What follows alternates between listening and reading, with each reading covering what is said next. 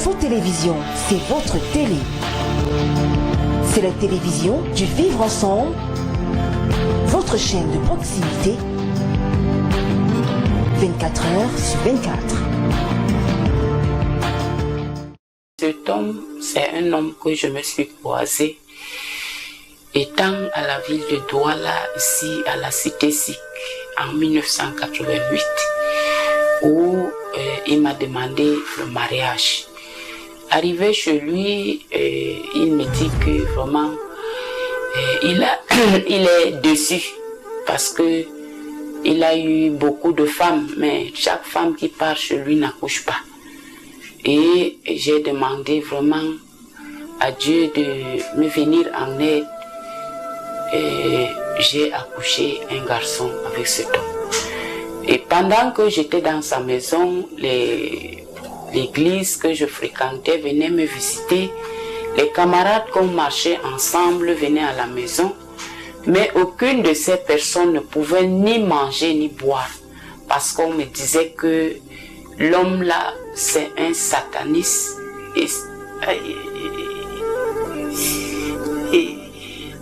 L'homme là, c'est un sataniste. On me demandait si moi je ne voyais pas les insignes qui étaient dans la maison qui montrent qu'il n'est pas vraiment un homme sérieux. Bon, quand il rentrait du travail, je lui dis que mais vraiment je suis dépassée. J'ai invité les pasteurs ici, ils n'ont pas pu manger. On me dit seulement que vraiment sauve ta vie, ne vois pas les biens de ce monde, ça passe. Ainsi que mes amis que j'invitais me disaient la même chose. Et vraiment, étant petite, ignorante que j'étais, je ne comprenais pas la chose et je négligeais toujours. Alors, un moment fut arrivé où quand j'ai accouché l'enfant et je portais l'enfant dans un rêve, j'ai vu une femme qui est entrée et cassé la porte avec un long couteau. Il dit que c'est l'enfant qui t'a sauvé, sinon je t'ai terminé. Et chez cette personne, tous les 2 heures de la nuit, il avait un mallette de livres, magie blanche, magie noire. Oui, magie indienne. Et il allumait des bougies, tout genre de bougies, il faisait des cercles et il restait là et il croisait les pieds. Et de telle façon que quand je me levais la nuit pour aller à la douche, et il me grondait, et la façon qu'il me regardait, donc quand je partais me coucher, et j'avais les palpitations, c'est-à-dire j'avais peur, mais je ne pouvais dire à aucune personne. Et il m'avait interdit de ne jamais prier dans sa maison. Mais je lui dis que non, il peut m'interdire tout, mais pour la prière, je suis un enfant de Dieu. Donc il m'avait fait que quand je voulais prier, et le sommeil me prenait, donc je n'arrivais même plus à connaître ce que je suis en train de faire. Et c'est lui qui quittait de la chambre au salon. Il venait me chercher là au canapé, me dit que me va dormir, qu'est-ce que tu fais ici? Tous les jours c'est comme ça.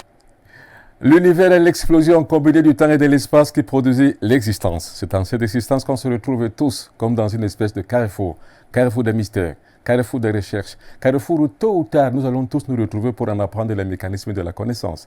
Parce qu'il est écrit au 3e millénaire, celui qui traverse les mystères connaît l'origine et la fin de la vie. Mesdames et messieurs, bonsoir.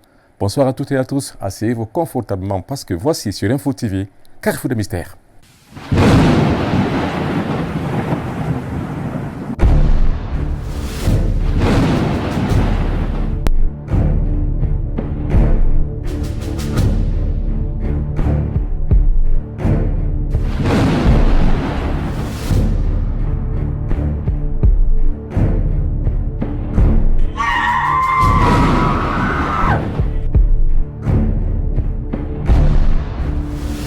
Donc il faut que tu apparais dans les rêves de quelqu'un. Oui. Oui.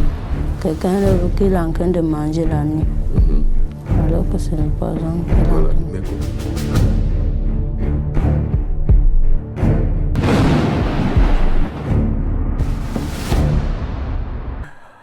Carrefour des mystères, c'est parti. Le moment Benoît Béton sera à Kribi le 30 octobre prochain. Les bannières vont s'afficher sur votre petit écran. Le moment Benoît Béton sera le 31 octobre à Yaoundé. C'est-à-dire que le 30 octobre, ce sera à Kribi pour la grande nuit de délivrance. Pour les traitements, guérisons mystiques et holistiques, ce sera à Yaoundé le 31 octobre. Voilà les deux dates qu'il faut retenir. Les bannières s'affichent là sur votre petit écran, vous les voyez. Yaoundé, c'est dimanche 31 octobre. Kribi, c'est samedi 30 octobre. Mesdames et messieurs, voilà les petits actes et là les contacts et les réservations qui s'affichent en page de votre petit écran. Le concept, c'est-à-dire les numéros de téléphone qui s'affichent et également aussi notre numéro boîte mail. Alors là, vous avez donc besoin de rencontrer le Mbaba Benoît Béton, soit à Kribi pour la nuit de délivrance, soit alors à Yaoundé pour les guérison mystique et holistique. Alors, mesdames et messieurs, pour ceux qui ne connaissent pas Carrefour des mystères, Carrefour des mystères, c'est une émission qui traite des sujets et des faits sociologiques qui échappent à un certain nombre de pesanteurs que la conscience humaine ne peut pas avoir. C'est la raison pour laquelle, justement, nous avons créé Carrefour des mystères pour pallier à ce vide initiatique, pour comprendre le mécanisme de la vie sociale qui échappe aux pesanteurs sociologiques, pour que vous puissiez comprendre. Mais pour tous ceux qui ne connaissent pas, pour tous ceux qui viennent de prendre cette émission en cours, c'est quoi Carrefour des mystères? Regardez. Plus rien ne va dans ma vie et tout est devenu obscur, tout est cauchemar et je n'arrive plus à avoir un sommeil paisible. Rien ne va, activité, rien ne marche. Rien. Bon, et surtout maintenant, tu as parlé que après la lettre de menace que si tu ne rembourses pas, si tu ne remets pas les objets qu'on t'a donnés, sinon, remettez, sinon, c'était une menace. C'est après cette menace donc là que commence une turbulence nocturne pendant que tu dors. Décris encore en tes propres mots et de façon subtile, qu'est-ce qui arrive sur le toit de ta maison où tu dors? Sur le toit de ma maison, je ne sais pas, parce que je ne vois pas ce qui se passe. Même quand je sors, je ne peux pas, je ne sais pas. Et tout ce que je sais, c'est que j'entends des pas. Ce n'est pas un animal, c'est comme si c'est quelqu'un qui marche. Il fait des va-et-vient sur le toit de ma maison chaque jour que Dieu a créé. Et depuis que j'ai commencé, depuis que vous avez commencé à me suivre, c'est comme s'il se sent agressé parce que maintenant il est sévère quoi. Il court seulement et c'est comme si on l'a blessé, il va, il revient, il peut jusqu'à 6h du matin, à partir de 19h jusqu'à 6h, 6h30 du matin, il fait des va-et-vient constamment tous les jours, au point où moi, franchement, je déprime un peu parce que je perds déjà un peu la foi, franchement. Et je pense qu'il y a des affections sur le plan physiologique que tu as subi. Par exemple, sur le plan sexuel, tu ne prouves plus rien du tout. Non seulement tu n'as plus du tout des amis, mais aussi tu ne prouves plus rien du tout. On dirait que tu as atteint de frigidité. Est-ce que tu lis ta frigidité à cette histoire-là? Oui. Oui. Et comment tu sais que cette histoire-là est responsable de ta frigidité? Parce que quand j'ai des rapports sexuels dans les rêves, et j'ai du plaisir, mais physiquement, quand je suis avec mon partenaire, il n'y a rien du tout, je n'ai aucune sensation. Alors, pour qu'on comprenne mieux comment alors cette secte-là te tient, nous allons expliquer techniquement comment ça se passe. Mais dis-nous, quelles ont été tes conditions de recrutement? Qu'est-ce qui a été demandé lorsqu'on demandait que tu signes le papier pour lequel tu devrais déjà accéder à la secte? On t'avait demandé de fournir quoi de toi? Si j'ai très bonne mémoire, c'était une fiche qu'on remplissait et c'est mon père qui avait rempli la fiche et il y avait des mi-cartes photos. C'est tout, une fiche où il y avait le nom, le prénom, le nom des parents et tout, la date de naissance, le lieu de naissance, une fiche de renseignement au complet, c'est tout.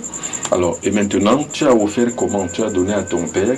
Oui. Parce que je rappelle que ton père fait partie de la secte. Oui. Alors, après avoir rempli, tu as remis à ton père qui a envoyé ou toi-même tu t'es chargé de l'envoyer, cette fiche? Non, j'ai remis à mon père puisque j'étais membre associé avec lui. D'accord. Et je rappelle que tu as commencé ça très tôt. Oui. Et je rappelle que par l'exigence de la secte, tu n'as pas vite connu d'homme pour pouvoir préserver une certaine virginité au service de la secte. Oui, mais non, là, le fait que je n'ai pas pu connaître l'homme, ça c'est quand on était... ça c'est... Je sais pas si je peux appeler. Il y a un nom de 9 ans à 18 ans.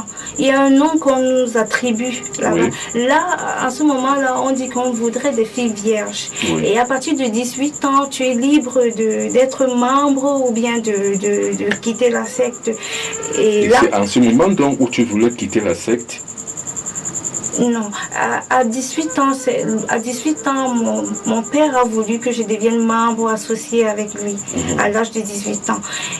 Et donc j'ai fait pratiquement 6 mois, même pas 1 an. J'ai fait 6 mois avec lui, oui. Okay. C'est après que quand j'ai reçu ces monographies et qu'on me demandait certains documents, certains trucs, certains objets, et que moi j'avais peur et j'ai commencé à... Dans un monde en bouillonnement, au carrefour des incertitudes, avec la tristesse, la douleur, le stress et les malheurs qui emplissent le cœur des hommes, avec le satanisme qui se combine aux sectes maléfiques, dans le doute et la perdition, dans l'ignorance et la décadence des valeurs spirituelles nobles qui ont longtemps rapproché l'homme de Dieu, au carrefour des incertitudes qui a permis la déchéance humaine, le Mbombok Benoît Biton vous présente Carrefour des mystères. Je suis le Mbombok Benoît Biton, rayez toutes les mentions inutiles, on m'appelle l'enfant prodigue, car je viens du centre magnétique cosmique, le lieu où la volonté de Dieu est connue. Carrefour des mystères, c'est l'émission culte du Mbombok Benoît Biton, la marque déposée de sa pensée spirituelle.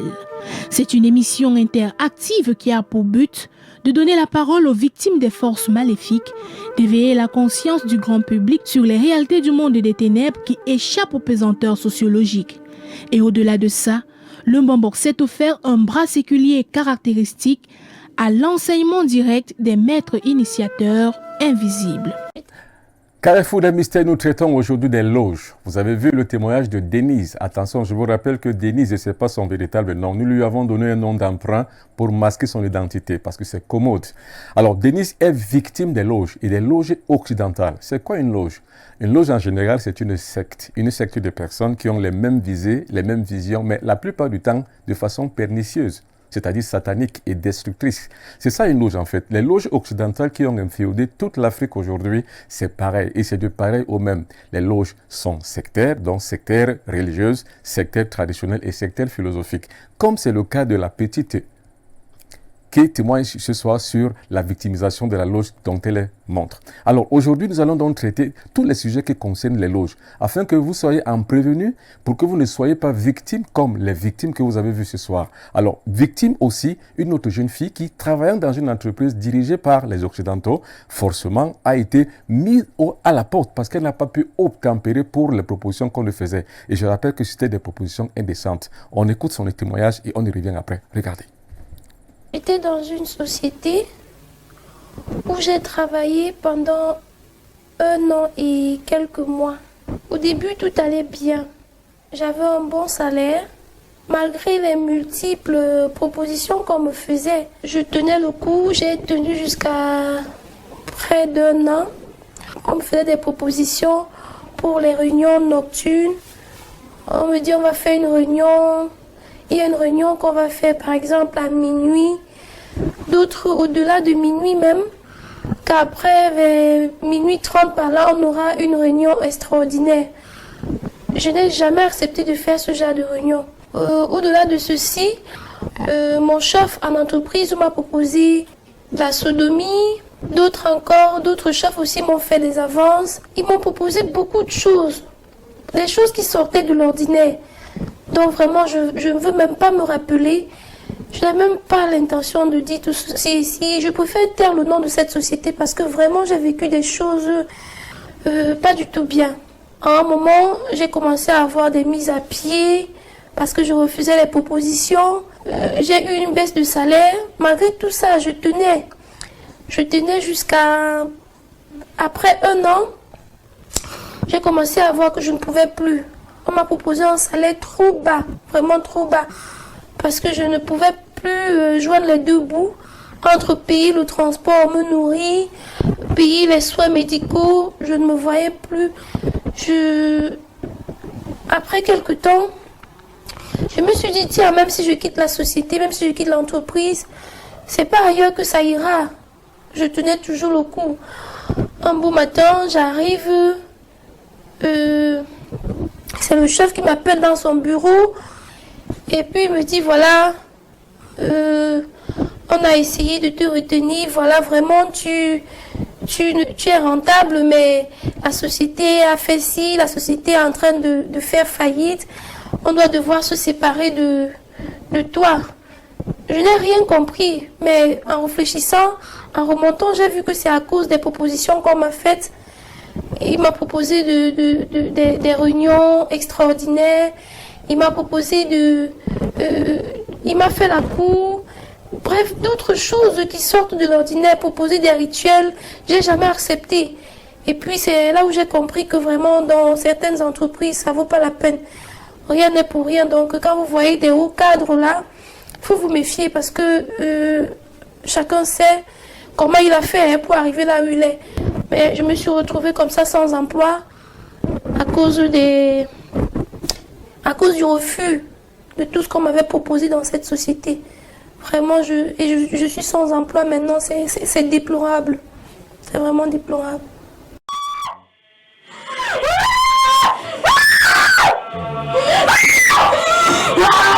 Pour combattre les forces maléfiques, détruire les totems, enlever les boas, les cafards, les souris dans les maisons, enlever les fétiches et chasser les mauvais esprits, détruire les forces maléfiques de tout genre, le Mbombo Benoît Bitton organise la nuit de l'exorcisme à Kribi le samedi 30 octobre 2021. Au programme, coupure des pactes de sang, des liens de sang, délivrance, des liens sataniques, des poisons de nuit, des couches de nuit, des repas de nuit, des paralysies de nuit, l'esprit de rejet, libération des malédictions de tout genre, des blocages de tout genre avec des toiles d'araignée. La nuit de l'exorcisme à Kribi, c'est le samedi 30 octobre 2021.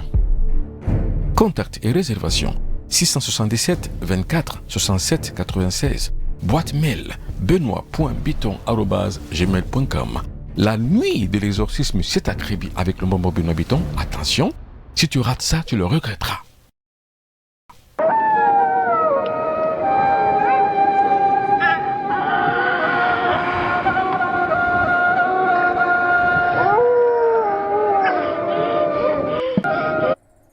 Cette jeune fille qui vient de témoigner a été victime des loges. Ce sont des loges occidentales qui sont tenues par les Africains eux-mêmes. Vous savez que chez les Africains, on est plus royaliste que le roi lui-même. Ça veut dire que ceux qui tiennent les loges occidentales ici en Afrique, qui sont les Africains eux-mêmes, sont encore plus dangereux que les Occidentaux eux-mêmes qui tiennent ces loges. C'est la raison pour laquelle aujourd'hui, cette jeune fille-là se retrouve à la porte. Parce qu'elle n'a pas cédé aux pressions. Mais imaginez le nombre de jeunes filles, de jeunes garçons qui ont cédé, qui s'y sont laissés aller, afin de pouvoir garantir leur job et avoir une survie dans leur espérance de vie. Mesdames et messieurs, c'est très ahurissant que ce soit les Africains qui soient les bourreaux d'autres Africains eux-mêmes. C'est ahurissant, c'est simplement inaudible, inédit et instatible. On ne peut pas l'expliquer que les Africains eux-mêmes, qui soient les affres des sectes occidentales et des loges occidentales, soient également les tenants et les aboutissants contre les autres Africains qui travaillent à leur solde. C'est la raison pour laquelle nous vous tenons donc en garde. Et c'est ça le but de Carrefour des Mystères, vous faire savoir, afin que vous ne disiez pas que je ne savais pas. Parce que si hier vous ne saviez pas, aujourd'hui que vous savez, demain ne tombez pas dans ce panneau-là. Eh bien, maintenant nous allons voir les pratiques homosexuelles qu'on retrouve dans les loges. Et ce sont ces pratiques qui ont les conséquences donc, de toutes les personnes qui ont cédé à la tentation de pouvoir participer à cette macabre ignominie. Mesdames et messieurs, regardez ce témoignage qui est signé Irène Ketcha. Ô Afrique, mon Afrique, pauvre Afrique, pourquoi te laisses-tu oublier par tes filles et fils? Pourquoi de tes profondeurs ne réagis-tu pas? Pourquoi de la danse des morts tu restes impossible? De tes profondeurs tu restes passive. Pourquoi regardes-tu sans rien voir? Pourquoi tournes-tu la tête aux remords de tes enfants? De tes entrailles, tu nous as engendrés. Mais de ton regard, tu observes ta progéniture en débordade. Ô Afrique, regarde, regarde, regarde ce que ton silence a produit. Regarde le destin de tes enfants. comment il se dessine. Regarde le monde, comment il se dessine. Regarde ce que tes enfants sont devenus et regarde le monde de demain. Il ne t'a pas épargné des souffrances. Il n'épargnera pas tes enfants des souffrances non plus. Car tu n'as rien fait pour empêcher cela. Ta fureur de vaincre n'est qu'un lointain souvenir de l'Égypte antique. Notre déception est encore plus grande quand nous pensons que nous sommes peut-être la dernière génération à pleurer de ton sort. Car nos enfants de demain sont assortis de stigmates de l'impérialisme. Ils se foutront de toi et te laisseront mourir. Car dans nos morts aujourd'hui, tu agonises. Aujourd'hui, nous pleurons. Demain, ils riront. Pour les uns, hétérosexuels, ce sont des images chocs. Mais pour d'autres qui sont homosexuels, ce sont des images normales. Mais attention, nous faisons la part des choses. Nous sommes dans une chaîne de télévision panafricaine et surtout, nous sommes dans une chaîne de télévision républicaine. C'est-à-dire qui respecte le droit à la liberté de chacun de disposer de son orientation sexuelle comme il veut. Mais le problème qui se pose est que il y a une homosexualisation par les loges. Et c'est ça qui fait problème. Parce que nous considérons toujours que nous avons 3 catégories d'homosexuels. La première catégorie est naturelle. Un garçon peut être attiré par un garçon parce qu'il a des chromosomes féminins. Et inversement. Ça, c'est la première catégorie. Il n'y a pas de problème. Mais ceux-là, je vous assure, nous, on les soigne. Dans le panafricanisme spirituel, on soigne les homosexuels qui sont nés comme ça, naturels. La deuxième catégorie, c'est quoi? C'est l'homosexualisé par les loges. C'est-à-dire que les loges mettent un système en place où si vous n'êtes pas capable de pouvoir céder à la tentation d'être homosexuel, donc d'être soumis à l'humiliation, vous êtes chassé parce que c'est eux qui ont le pouvoir de décision, le pouvoir de production et de reproduction. Donc ça veut dire que c'est une masse qui est importante, c'est une tentacule qui étend ses tentacules un peu partout. Donc c'est une légitime force. Maintenant, la troisième catégorie, c'est quoi? C'est par imitation. D'autres personnes s'y mettent peut-être parce qu'ils ont été imités.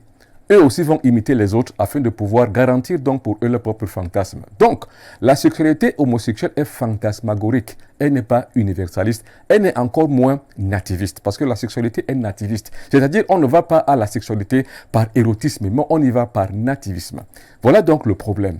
Mais nous, en tant que pourfendeurs de la société, en tant que ceux qui éveillent les consciences, nous disons, faites attention. Ne cédez pas à la tentation de pouvoir faire ces choses qui ne relèvent pas de votre entité entre-sociétale et qui ne relèvent même pas de votre société. Alors faites attention. Mais ce n'est pas que les pratiques homosexuelles, il y a d'autres formes de pratiques qui sont encore plus graves. Ce sont les pratiques pédophiles. Regardez.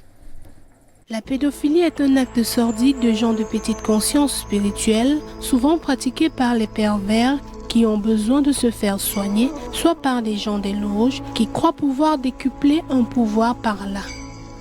Ces gens des loges en ont fait une priorité mystique car en ces pratiques, ils croient trouver une porte d'entrée dans les arcanes du pouvoir, puis de monter les hautes marches de l'échelle sociale.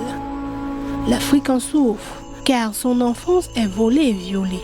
Dans l'espace et le temps, elle finira par sombrer dans les ténèbres et dans l'oubli. Dans les loges, la promotion du vice est très poussée. Les rites et les rituels païens qu'on y pratique avilisent l'homme dans sa nature primaire. Les adeptes deviennent alors des bourreaux qui s'attaquent à des enfants qui sont des cibles faciles, mais aussi de la chair fraîche pour prédateurs enragés. Mais pour comprendre pourquoi ça se passe surtout en Afrique, il faut remonter à la source de ces défaites qui ne sont autres que les féodations culturelles. La culture occidentale nous a dévorés. De nous, il ne reste que l'ombre de notre passé ancestral, mais pourquoi les loges font-elles la promotion de la pédophilie? En fait, le but en est de pervertir l'Afrique dans les racines de sa relève. Il faut tuer et pervertir sa jeunesse pour freiner son élan. C'est une stratégie politique classique chez les impérialistes. Face à cette situation, que faire pour y échapper? Il faut forcément trouver des alternatives. Nous ne pouvons pas laisser l'avenir du continent africain se dessiner dans les loges. Nous ne devons pas laisser les loges sacrifier notre jeunesse. Nous ne devons pas avoir un complexe d'infériorité face à des gens qui décident de changer l'ordre du monde vers une satanisation de l'humanité. Non, nous devons nous y opposer. Le vrai mal pour nous, en fait, c'est de rester sans rien faire. Avec la mouvance de plusieurs sectes aujourd'hui, nous disons non au satanisme, nous disons non à toutes les pratiques qui mènent l'homme à la perdition. J'ai dit non à la pédophilie, non à tout ce qui se passe dans des secteurs à caractère satanique. Nous disons non à la zoophilie, non à l'homosexualité, donc tout ce qui concourt dans tout ce qui n'est pas bon, dans tout ce qui peut pervertir l'homme, c'est sa vraie nature. Nous disons non. Je dis non à toute pratique des loges, la pédophilie, la zoophilie, l'homosexualité, non à ça. J'ai dit non à la pédophilie, j'ai dit non à la zoophilie, j'ai dit non à l'homosexualité, j'ai dit non à cela. J'ai dit non à la pédophilie. Non, non, non, on ne veut plus ça. Nous disons non. Nous disons non. J'ai dit non à cela. Non, non, non. Non à ça.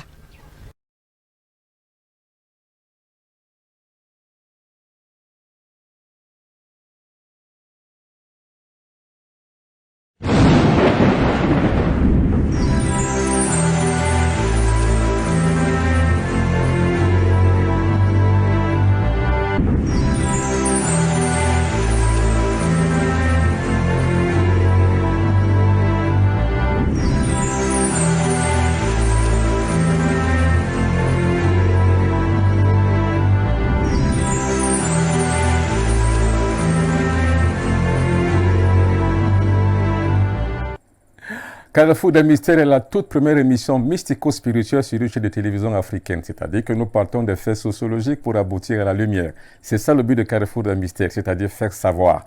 Si hier vous ne saviez pas et aujourd'hui que vous connaissez, demain ne tombez plus dans le panneau. Comprenez ce qu'on appelle une loge. La loge est une forme de satanisme qui est ambiante aujourd'hui. Or, ce que nous devons faire, c'est de pouvoir tout faire pour faire un contrepoids aux ténèbres, afin que le satanisme s'arrête à un niveau.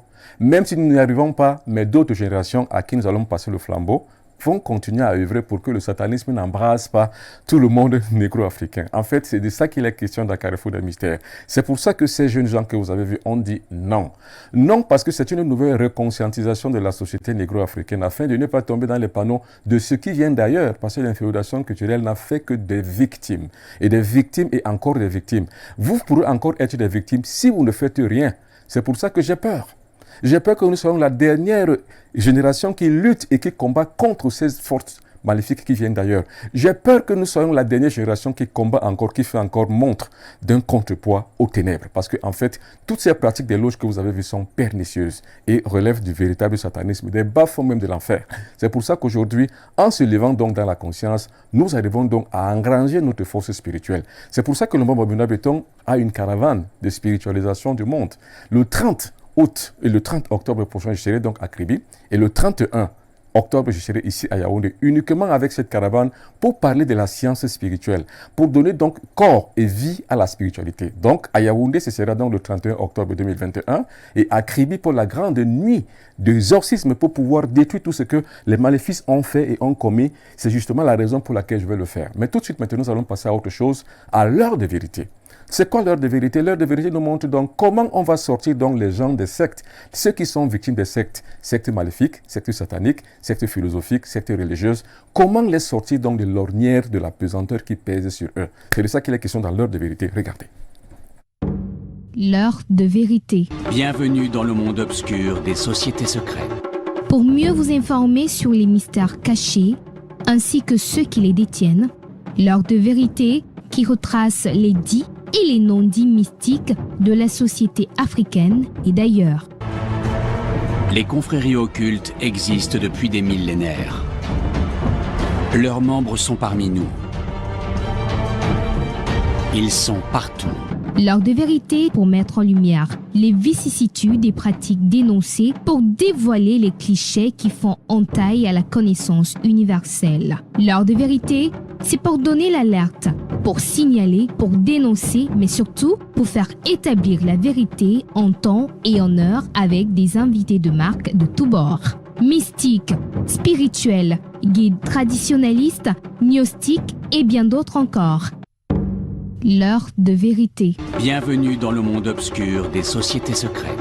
Pour mieux vous informer sur les mystères cachés, ainsi que ceux qui les détiennent, il y a une maxime populaire qui dit ceci. Quand vous entrez dans une secte, vous ne pouvez plus en ressortir. Eh bien, je vous dis que c'est faux. Vous entrez dans une secte, qu'on vous fasse n'importe quelle menace, vous pouvez en sortir. Moi, je vous fais sortir.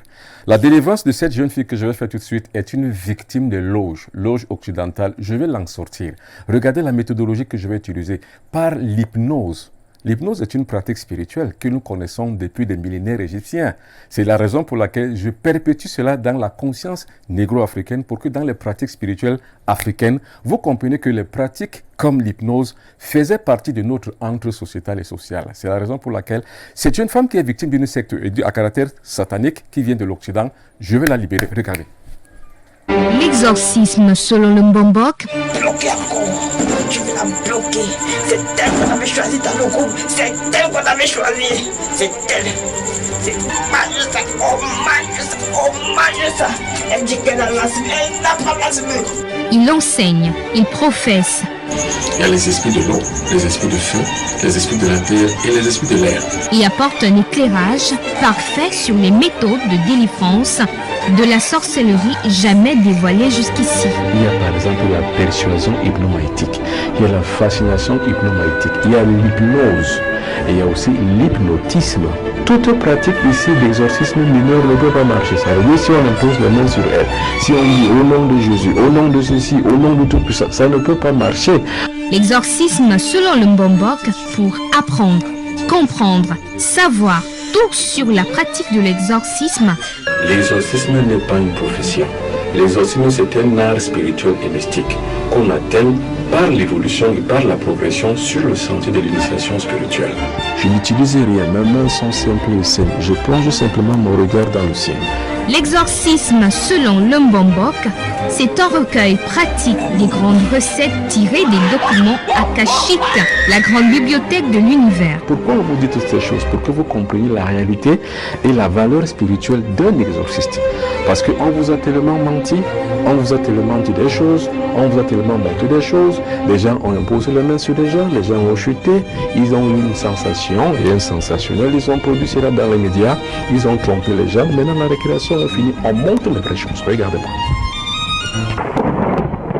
Maintenant la deuxième phase, ce sont les passes magnétiques, afin que je puisse la plonger dans un sommeil qui va ouvrir le cœur de Bibi, qui lui permettra donc d'expulser par elle-même l'imagerie de cette force maléfique qui est en elle, c'est-à-dire le serpent qui fond dans son corps. Or ici, déjà la première partie, vous regardez comment le corps de cette jeune fille commence à trembler et à travailler forcément.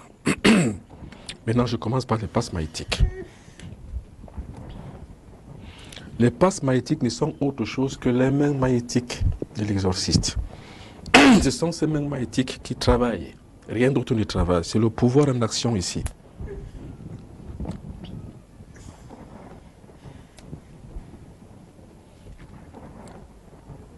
Ça, c'est la deuxième partie. Les passes magnétiques. Et attention, au préalable, les mains de l'exorciste sont magnétiques. Ils sont magnétiques.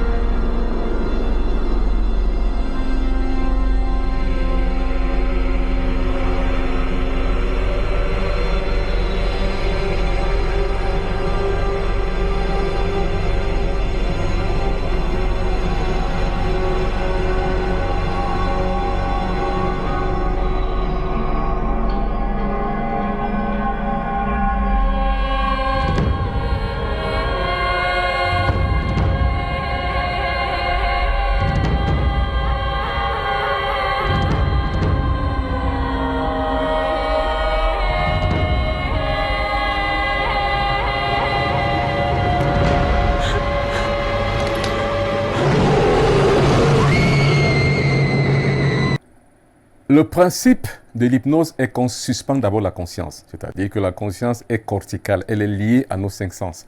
Une fois on a suspendu la conscience corticale, on entre dans la subconscience. C'est ça le but de l'hypnose.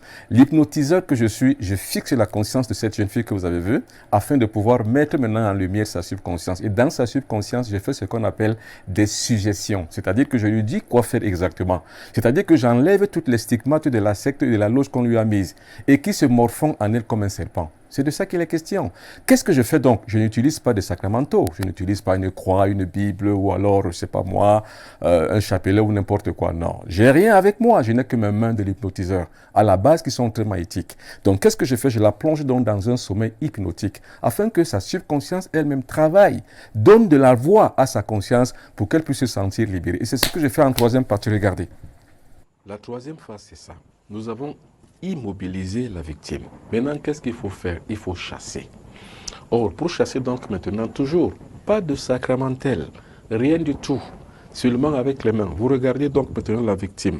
La victime est plongée dans une forme d'hypnose qui permet que maintenant, on va insuffler des suggestions magnétiques dans son mental afin que ce mental-là puisse par lui-même expulser les forces maléfiques qui sont dans son corps.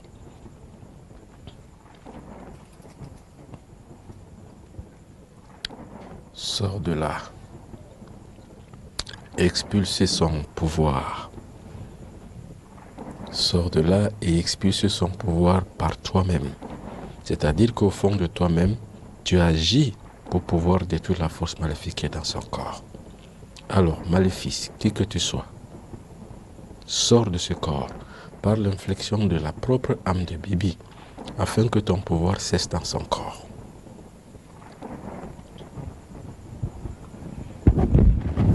Là, ce sont des infections magnétiques dans son conscient. Parce qu'il faut savoir que, qu'est-ce qu'on appelle l'hypnomagnétisme? L'hypnomagnétisme voudrait dire la relation entre l'hypnose et le magnétisme. L'hypnose, c'est quoi? C'est la suspension de la conscience pour pouvoir mettre en jeu la subconscience. C'est-à-dire que vous mettez donc maintenant des magnétismes, des suggestions magnétiques dans le subconscient, qui lui est un enregistreur, c'est un magnétophone. Quand il enregistre maintenant, il agit. C'est-à-dire que ce qu'on demande donc maintenant au subconscient de Bibi d'agir dans son corps, c'est comme ça qu'il va agir. Souvenez-vous quand le Christ dit « Lève-toi et ta foi t'a sauvé ». Ça, c'est une libération hypnomagnétique. Ça veut dire qu'il met en branle la foi de la victime lui-même. Et puis, la victime elle-même est chargée d'expulser son maléfice et son mal afin de pouvoir arriver à la guérison. Le travail commence, c'est-à-dire que ici maintenant, Bibi est en train d'expulser elle-même la force magnétique qui est dans son corps. Donc, le maléfice qui est là, c'est elle-même qui est chargée de le faire. C'est ce qu'on appelle la persuasion hypnomagnétique. C'est-à-dire que par le magnétisme de ma main et avec la suggestion et mon regard magnétique, je l'ai plongée dans une hypnose. Et maintenant, elle va se charger elle-même d'expulser le serpent qui est dans son corps. Regardez le résultat.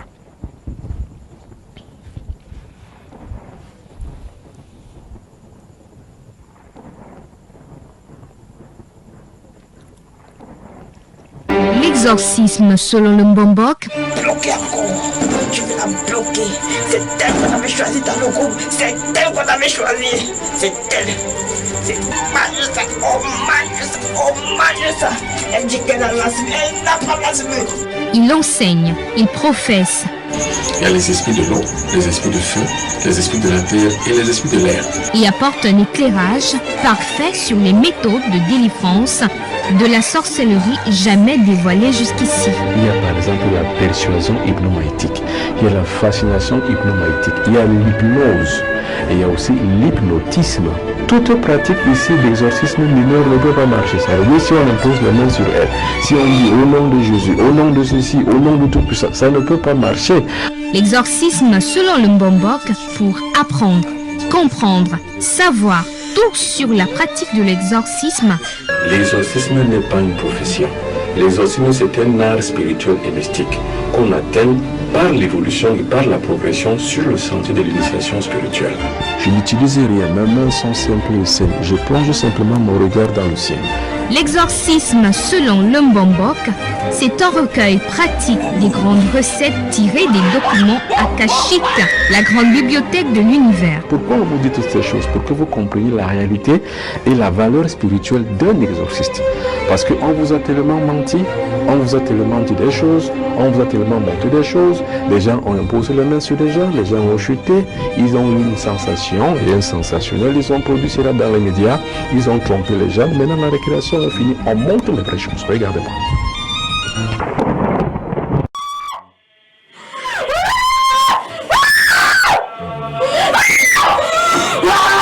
Pour combattre les forces maléfiques, détruire les totems, enlever les boas, les cafards, les souris dans les maisons, enlever les fétiches et chasser les mauvais esprits, détruire les forces maléfiques de tout genre, le Bombo Beno Biton organise la nuit de l'exorcisme à Kribi le samedi 30 octobre 2021. Au programme, coupure des pactes de sang, des liens de sang, délivrance, des liens sataniques, des poisons de nuit, des couches de nuit, des repas de nuit, des paralysies de nuit, l'esprit de rejet, libération des malédictions de tout genre, des blocages de tout genre avec des toiles d'araignée. La nuit de l'exorcisme à Kribi, c'est le samedi 30 octobre 2021. Contact et réservation 677 24 67 96. Boîte mail benoît.biton@gmail.com. La nuit de l'exorcisme, c'est à Kribi avec le Bombo Beno Biton. Attention, si tu rates ça, tu le regretteras.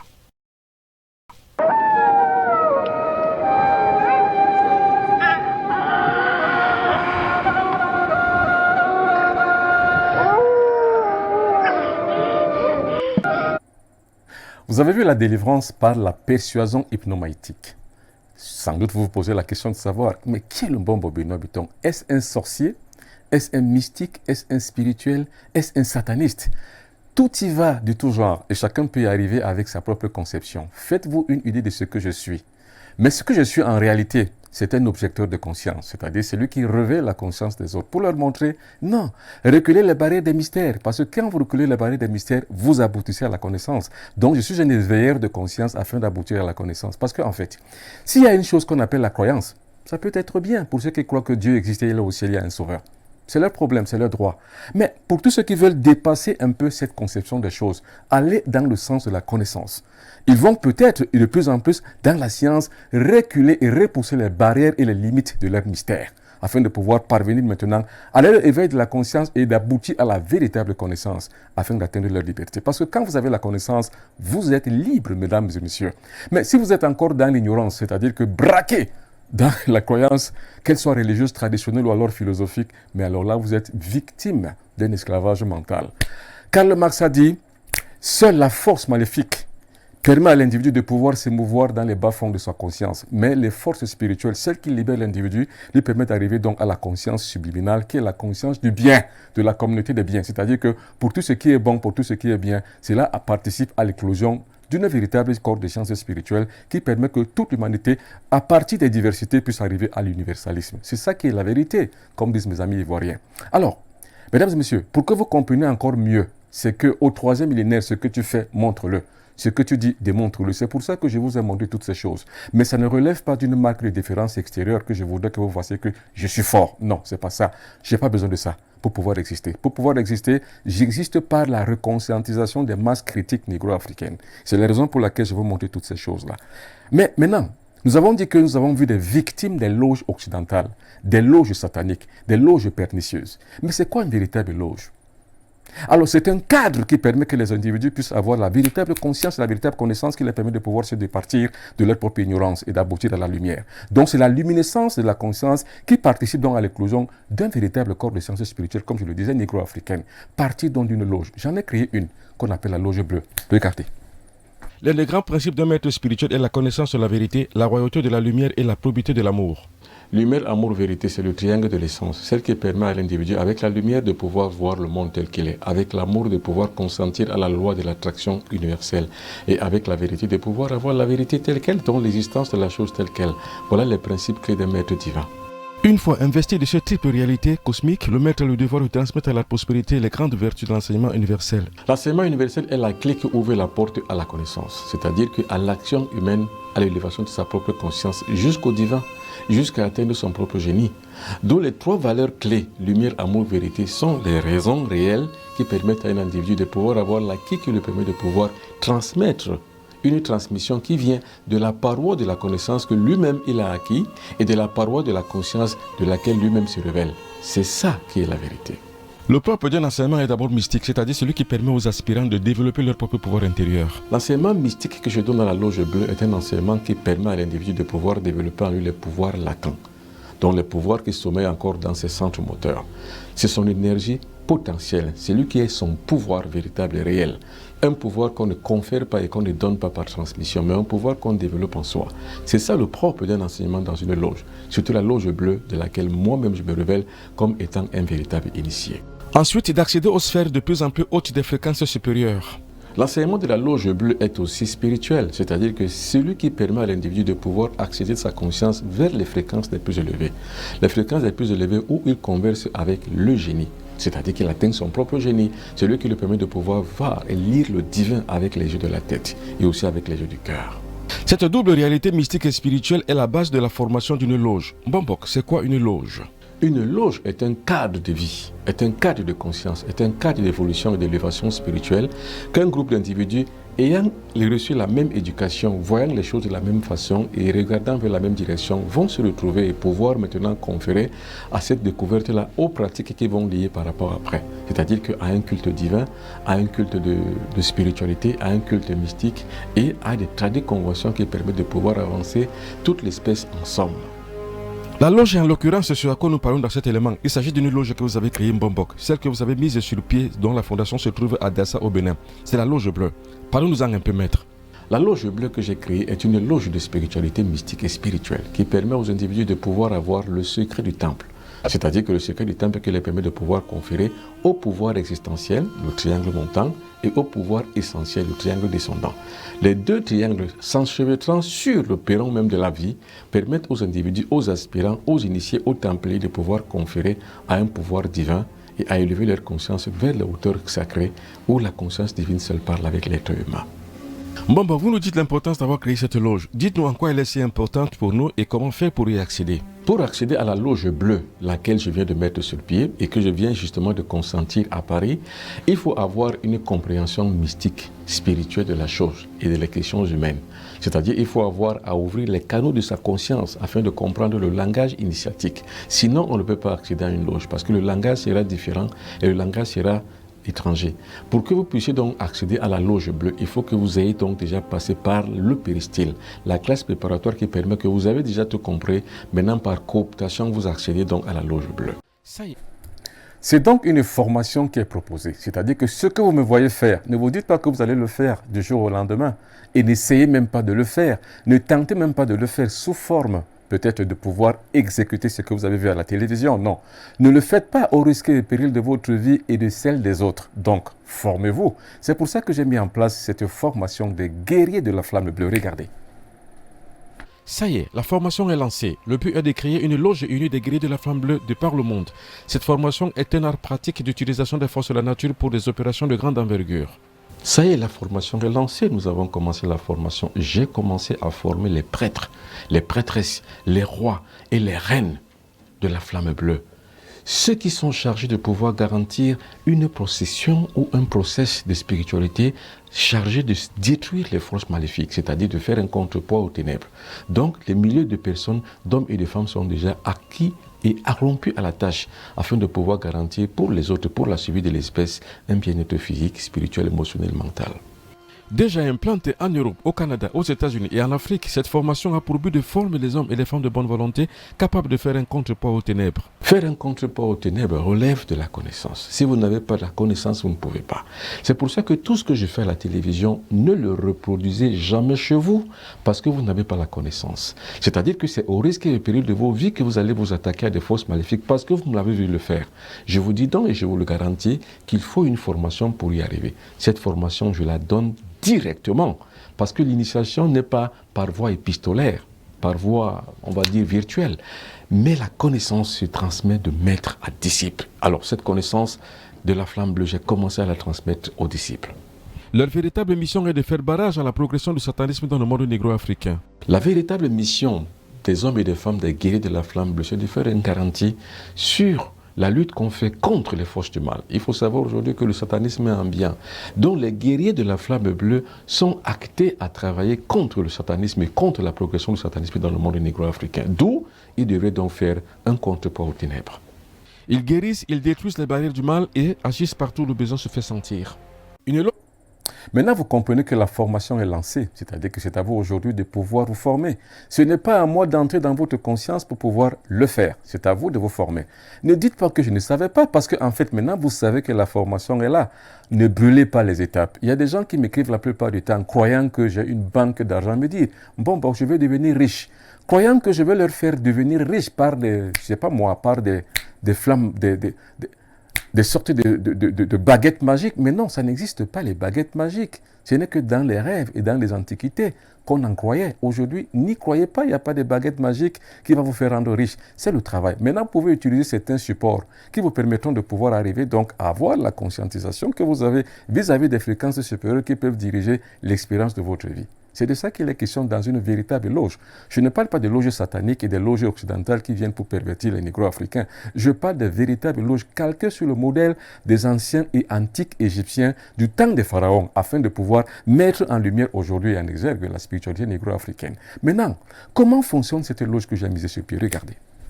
Une loge de spiritualité fonctionne selon le modèle calqué sur les Égyptiens d'abeilles. Les ouvriers tout autour qui alimentent l'ensemble de la société et au milieu, la reine-mère. La loge est un cadre de vie. Est un cadre de vie qui est soumis à un secret. Le secret est le silence. Ce silence qui permet à l'individu de pouvoir acquérir sa conscience vers plus haut que lui. C'est-à-dire faire accorder donc sa conscience vers des fréquences de plus en plus élevées. On n'y accède que par la cooptation, comme je viens de le dire. Maintenant, pour pouvoir donc voir le fonctionnement, il faut calquer le modèle de la vie en société des abeilles. Un essaim d'abeilles est une société, est une loge qui est bien construite, bien consentie. La véritable science est la science d'observation, d'application. Alors, on observe comment vivent les abeilles et on les applique parmi les êtres humains. C'est comme ça que fonctionne la loge bleue, à l'instar d'un essaim d'abeilles.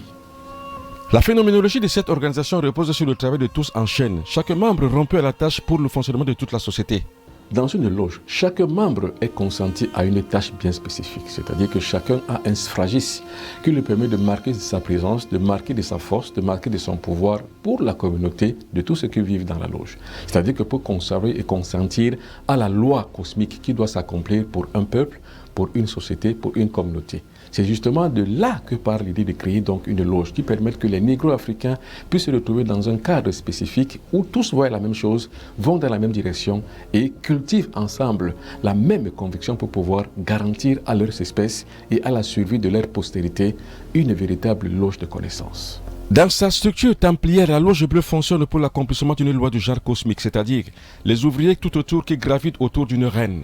Au centre de la loge, il y a la maat, il y a la spirale, il y a la reine. C'est-à-dire que la loge fonctionne autour d'une reine, qui est la matrice centrale, qui est le conceptacle, le réceptacle même de l'énergie cosmique, qu'elle rediffuse autour d'elle pour tous les ouvriers qui gravitent autour d'elle. C'est comme si les ouvriers alimentent la reine et la reine en retour les réalimente à nouveau. C'est une conception de la vie cosmique, mystique et spirituelle qui est calquée sur le modèle des essaims d'abeilles. Parce qu'un essaim d'abeilles est dirigé et orienté par la reine. La reine ici est un véritable égrégore qui donne vie à tout ce qui gravite autour d'elle. Ce fonctionnement adhère à l'idée de retracer sur une surface géographique donnée, dans un peuple, une organisation d'une particularité spirituelle qui participe à la fondation d'un véritable corps de sciences spirituelles. Les négro-africains sont en crise de spiritualité, de leur propre spiritualité, que les autres ont effacée et que, par-dessus tout, eux-mêmes ont accepté l'effacement de leur conscience divine antérieure à leur existence actuelle et contemporaine. C'est-à-dire la reconviction que nous allons mettre à pied, que je mets à pied, c'est de pouvoir leur donner un sens à leur socle spirituel sociétal qui leur permet de pouvoir se retrouver dans leur propre agitation mystique et spirituelle de qui ils sont, qui sont des êtres humains entièrement à part et à part entière. C'est la raison pour laquelle je mets en phase cette loge de spiritualité appelée loge bleue, qui est dirigée par la Maat, l'oiseau de grande envergure qui est au centre de la matrice, le réceptacle de cette énergie cosmique, qui la retrace maintenant au niveau de tout ce qui gravite autour d'elle, c'est-à-dire les négro-africains eux-mêmes. La loge bleue se forme dans le cosmos selon le procédé de la Maat, la spirale, une organisation en cercle concentrique exactement à l'image du système solaire. Pour mieux comprendre la Maat, pour mieux comprendre le fonctionnement de la reine au sein de la reine, Il faut comprendre d'abord le fonctionnement du système solaire tout entier. C'est ce système solaire que nous appelons la spirale. Et c'est cette spirale que nous appelons l'oiseau de grande envergure qui est représenté en Égypte antique par un oiseau véritablement grand dont l'envergure dépasse l'entendement humain. En retraçant donc cela dans un cadre bien géographique et bien défini, nous recréons donc la conscience cosmique de nos ancêtres les Égyptiens et nous mettons donc en place une véritable loge bleue qui permet que les guerriers de la flamme bleue travaillent pour la reconviction de notre espèce et aussi pour lutter contre le satanisme, faire un contrepoids contre le satanisme qui envahit tous les négro-africains. Chaque cercle représente une dimension du niveau de conscience et de responsabilité. Le but en est de créer la renaissance des valeurs spirituelles dans le cœur et dans la tête. Alors, c'est une réconscientisation que nous mettons en place. C'est un réveil d'identité. C'est un réveil identitaire, c'est-à-dire que notre identité s'alimente à cette religion. S'il faut parler de religion, la religion n'est pas la croyance, elle n'est pas fondée sur un débat de croyance, ni sur un débat de sexe et des anges, mais la religion est fondée sur un culte. Le culte véritable que l'on rend à un divin, à une divinité, ou alors à un culte quelconque, ou alors à une personnalité quelconque. Mais en ce qui nous concerne dans la loge bleue, c'est une reine qui est au centre de tout. C'est comme dans toutes les traditions du monde entier. Chez les chrétiens, ce n'est pas Jésus, attention, c'est Marie. Attention, ne vous y fiez pas. C'est un leurre qu'on vous présente Jésus comme étant le sauveur de l'humanité, mais non, mais dans la société chrétienne, c'est Marie qui est la Mahat, c'est Marie qui est le centre. Dans la société hindouiste, ce sera Kali Yuga. Donc dans toutes les sociétés du monde entier, c'est la femme. En Égypte antique, c'était Isis, attention, Isis qui était la reine. Aujourd'hui donc, nous allons donc recréer donc dans cette surface géographique une reine. Et la reine est déjà ambiante, vérité, la Mahat de la loge bleue. Voilà la reine, voilà sa dénomination. Voilà la force ambiante, voilà le central et le centre même du centrifugeuse et centrifète qui permet que l'individu qui est autour de cette reine va gravir dans les échelons de sa conscience afin d'aboutir maintenant à l'élévation propre spirituelle et de garantir donc maintenant un éveil et un réveil de la société négro-africaine tout ensemble. Parce que sans ce réveil, on n'existe pas, on est un peuple en perte de vitesse et on est en perdition. Parce que c'est les autres qui pensent à notre place, c'est les autres qui créent à notre place, c'est les autres qui travaillent à notre place et c'est même les autres qui nous nourrissent. Parce que nous n'avons pas du tout cette socle, cette force, cette entre-là qui nous permet de pouvoir vivre en tant que peuple. C'est pour ça que moi, le Mbombo Benoît Bitton, loin de me sous-estimer ni de me sous-humaniser, je pense que je suis capable de le faire et c'est pour ça que je le fais. Je le fais donc en connaissance de cause avec une reine bien créée. Mais qui est cette reine? Regardez. La loge bleue est alimentée par une reine à l'image d'un essaim d'abeilles. Pour que vous compreniez le fonctionnement de la loge bleue, il faut que vous retraciez dans votre conscience, remettez sur votre table la vie en société des abeilles. La reine mère qui est alimentée par tous les ouvriers qui travaillent autour d'elle, gravite aussi autour d'elle pour pouvoir se réalimenter en retour. C'est comme ça que dans la loge bleue, il y a l'image d'une reine. C'est cette image que tous les templiers devraient avoir comme conscience. La reine bleue. Dans l'exercice de son rôle, elle donne vie à l'ensemble de la loge. Elle souffle la flamme vive des Templiers afin de la tenir en veilleuse. Dans le concept même de la flamme, dans le concept même de la loge, dans le concept même de la conscience cosmique et spirituelle, la femme est le genre le plus prépondérant dans une conception spirituelle donnée. C'est pareil dans la conscience spirituelle donnée chrétienne, c'est Marie. Dans la conscience spirituelle hindouiste, c'est Kali Yuga. Dans la conscience négro-africaine, c'est une reine. Une reine qui est le genre féminin, c'est elle qui donne donc la grâce divine qui permet que tous ceux qui sont dans la loge puissent réalimenter donc leur corps, leur conscience et se développer autour de la reine afin qu'elle puisse eux aussi leur donner son auréole et que eux aussi les Templiers puissent avoir le concept de la vie comme conceptacle de tout ce qu'ils peuvent réussir à donner comme vie autour d'eux. Dans la configuration de la loge bleue, la reine c'est la Mahat. La spirale, l'oiseau de grande envergure, c'est elle qui fixe la conscience de la loge. Toutes et tous alimentent sa magnificence et reçoivent en retour son effluve d'énergie. La reine est l'égrégore même central de la loge. Une loge ne peut fonctionner sans une véritable reine, sans une véritable matrice, sans une véritable centrale nucléaire qui donne la vie à toute chose. Le pont généalogique que nous avons avec nos ancêtres ne peut avoir lieu s'il n'y a pas une reine. C'est pour ça que généralement, nous, dans la conscience négro-africaine, dans le concept de la loge bleue, nous avons fixé la religion de la reine. Une religion est un agrégat d'énergie conceptuelle que les êtres humains et les uns des autres qui vivent dans le même espace puissent apporter comme culte. Le culte qu'on apporte donc dans la loge bleue, c'est à la reine, la conscience de la reine. La reine est l'égrégore central de la loge bleue. Toutes et tous sont érigés dans la même conscience, la conscience de la reine du cosmos. Toutes et tous ont le mouvement et l'être dans la reine et à qui il lui voue une vénération toute particulière. tous les disciples vouent et conçoivent une véritable vénération à la reine. Parce que la reine est le conceptacle qui leur permet de veiller à leur tour leur propre conscience et d'accéder leur conscience à la Maat suprême, celle qui est le concept même divin, celle qu'on appelle l'énergie cosmique, celle qu'on appelle Dieu.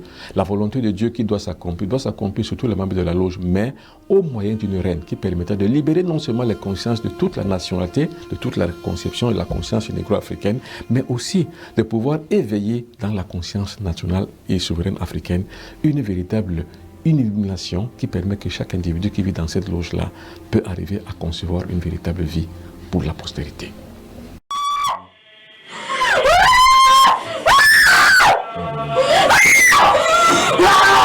Pour combattre les forces maléfiques, détruire les totems, enlever les boas, les cafards, les souris dans les maisons, enlever les fétiches et chasser les mauvais esprits, détruire les forces maléfiques de tout genre, le Bon Bobino Biton organise la nuit de l'exorcisme à Kribi le samedi 30 octobre 2021. Au programme, coupure des pactes de sang, des liens de sang, délivrance, des liens sataniques, des poisons de nuit, des couches de nuit, des repas de nuit, des paralysies de nuit, l'esprit de rejet, libération des malédictions de tout genre, des blocages de tout genre avec des toiles d'araignée. La nuit de l'exorcisme à Kribi, c'est le samedi 30 octobre 2021. Contact et réservation 677 24 67 96. Boîte mail benoît.biton@gmail.com. La nuit de l'exorcisme, c'est à Kribi avec le Bombo Benoît Biton. Attention, si tu rates ça, tu le regretteras.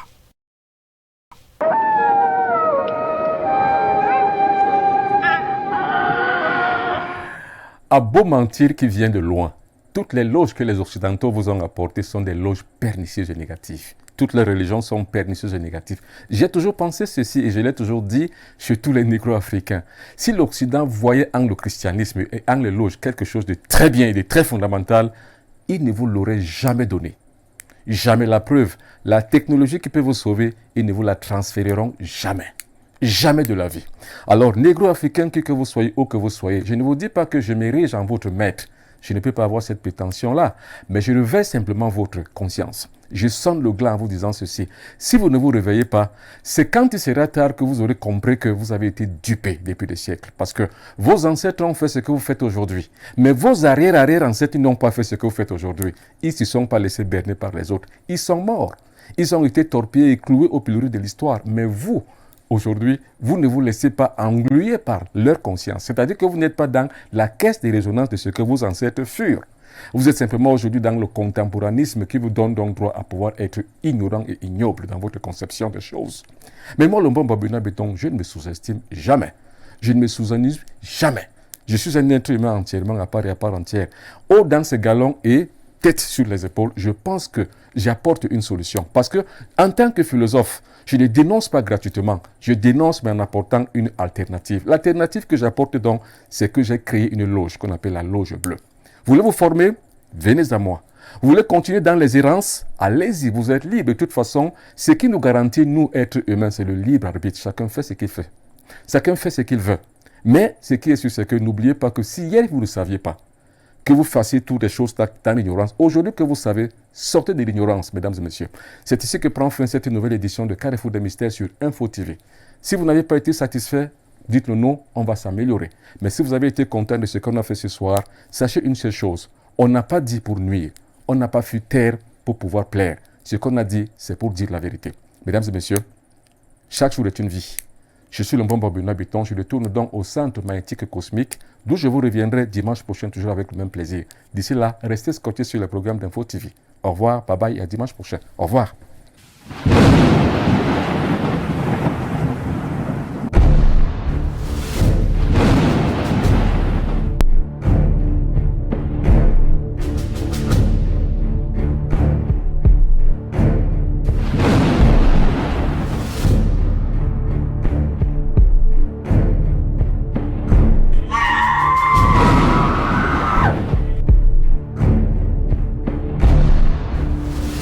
Donc il faut que tu apparais dans les rêves de quelqu'un.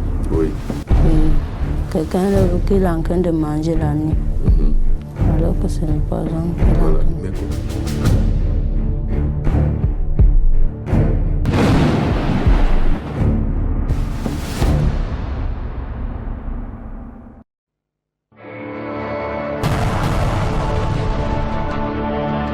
télévision, c'est votre télé.